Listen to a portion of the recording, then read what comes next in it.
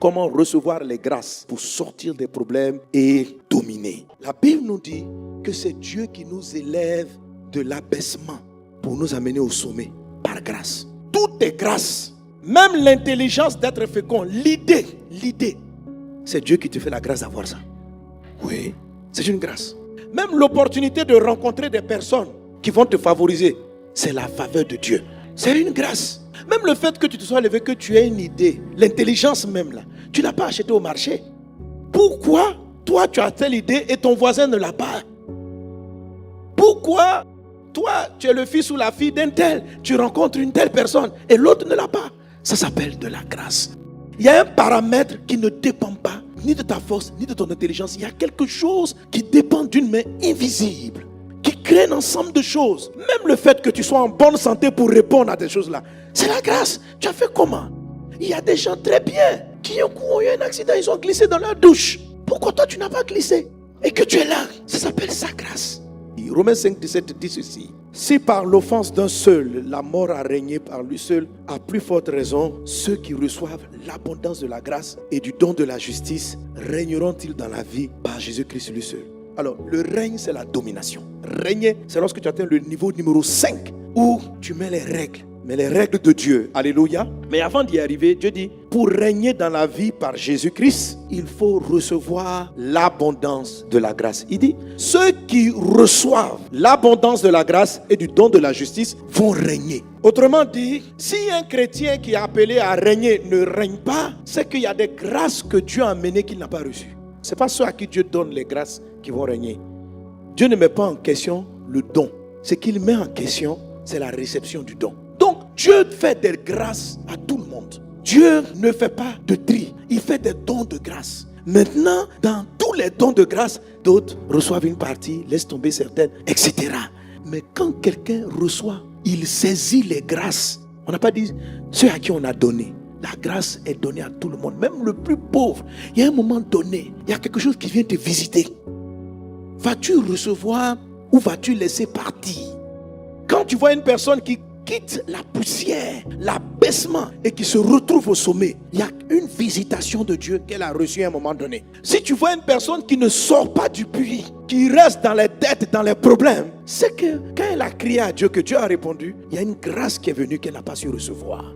Les gens qui règnent, ce sont des personnes qui savent réceptionner l'abondance de la grâce. Donc, il ne reçoit pas une seule. Ce sont des ramasseurs de grâce. Le gars, il est assis, puis il prend comme ça. Il prend à gauche, il prend à droite. Ce gars-là, sa vie est propulsée parce qu'il a cultivé l'art de la réception de la grâce. Dieu vous visite, mais il visite de plusieurs manières. Certaines fois, beaucoup de chrétiens ne saisissent que certains aspects de la grâce. Hébreux 12, 15, il dit ceci. Veillez à ce que nul ne se prive de la grâce. Donc, on peut s'en priver. C'est possible. La grâce qui vient te faire sortir de ce fossé, tu peux t'en priver.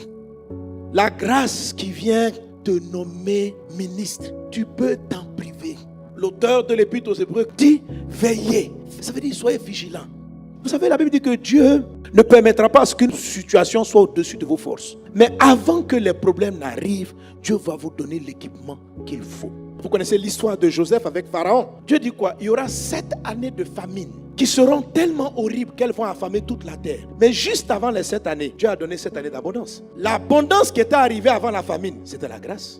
Ça veut dire quoi? Pendant 7 ans, ils moissonnaient plus que ce qu'ils avaient semé. Tous les pays autour avaient la même grâce, mais les autres pays n'ont pas saisi.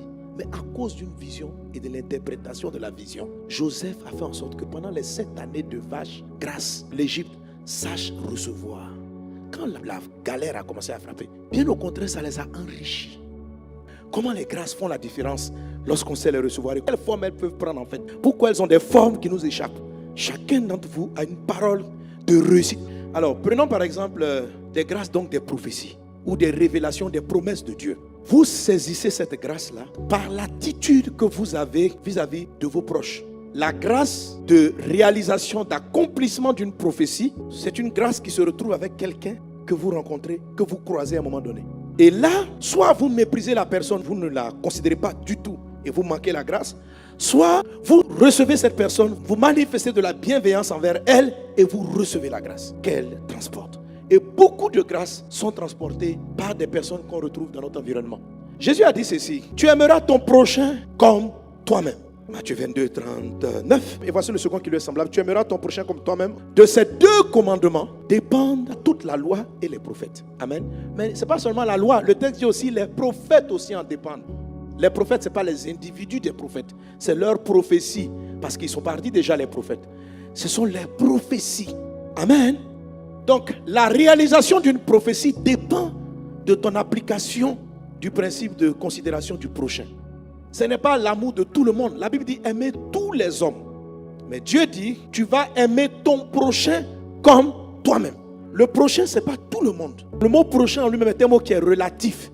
Nous sommes aujourd'hui dimanche. Si je dis le prochain jour, c'est lundi. Le dimanche prochain, ça veut dire c'est le dimanche en 7. Donc le mot prochain en lui-même, il n'est pas figé sur une personne. C'est relatif à ce que tu veux placer à l'intérieur. Là où tu es assis, ton prochain, c'est ton voisin. Donc la prophétie dit, tu aimeras ton voisin comme toi-même. De ce commandement-là dépendent les prophéties que je t'ai données. Celui qui se trouve dans ton environnement à un moment donné, aime-le comme toi. Traite-le comme tu aurais voulu qu'on te traite. Respecte-le comme tu aurais voulu qu'on te respecte. Considère-le comme tu aurais voulu qu'on te considère. Ce que j'ai annoncé sur toi dépend de la considération que tu donnes à ton voisin au moment où il est ton voisin. Dans ton quartier, le voisin d'à côté, c'est un prochain. Ce que Dieu veut faire dans ta vie dépend de l'attitude que tu as vis-à-vis de la personne. Beaucoup d'exaucements, de miracles sont venus chez ton voisin. Ce jour-là, tu ne l'as pas salué. Parce que tu ne le connaissais pas. Tu ne t'es même pas occupé de lui. Oh, il détenait ton miracle. La grâce, votre promotion, des financements. Les gens qui sont autour de vous ne ressemblent pas forcément à ce que vous voulez voir. Mais tu ne sais pas qui ils sont et la grâce qu'ils transportent. Quand on dit ceux qui reçoivent l'abondance de la grâce, c'est des gens qui sont courtois envers tout le monde. Juste ça. Qui sont bienveillants. C'est-à-dire, bonjour mon frère, bonjour ma soeur, comment ça va? Juste bonjour. Ils montent dans le taxi. S'il y a des passagers, ils les saluent. Toi, tu ne veux pas ça. Tu rentres. Chauffeur, tu prends le baka, tu ne salues pas quelqu'un. Pourquoi? On n'a pas dit d'en faire des amis.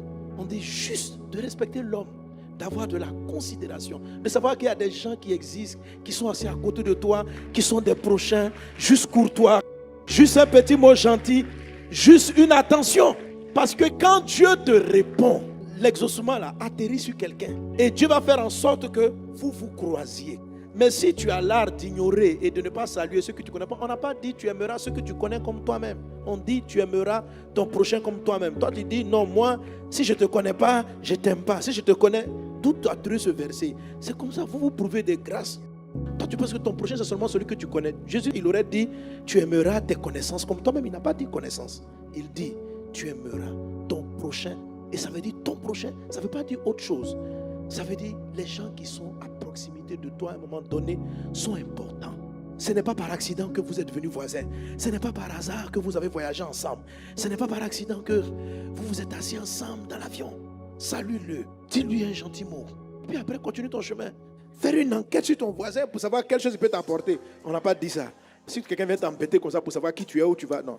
Juste salut, juste courtois, juste un petit mot. Amen. Si quelqu'un vient te saluer, il ne faut pas le regarder étrangement d'où tu sors. Est-ce que tu me connais? Pourquoi tu me salues? Non. Bonjour. Ça va? Oui, bonjour. Merci. C'est juste ça. On n'a pas dit d'être amis. On dit d'être bienveillant. Est-ce qu'on est ensemble? Dieu a envoyé le mari. C'était ton prochain. Sinon, Dieu t'a exaucé depuis 2022. En fait, tu as regardé tous les voisins. Tu n'as jamais vu quelqu'un qui ressemble à celui auquel tu espères. Je suis d'accord avec toi. Mais en fait, ce n'était pas exactement le voisin. Tu as vu que c'était une soeur. Mais c'était le cousin de ta voisine. Ton mari, là, c'est le cousin de la voisine que tu as rencontré à 4 cultes, que tu n'as pas voulu saluer, parce que tu trouvais qu'elle s'était mal coiffée. Donc depuis là, tu regardes sa tête, tu dis, mais comment des soeurs peuvent mettre des trucs comme ça sur les têtes pour venir à l'église? Quelle que soit sa coiffure, c'est ton prochain. Alléluia. Sois courtois, sois bon, sois attentionné. Arrêtez de regarder des détails qui ne sont pas utiles. Aime ton prochain comme toi-même.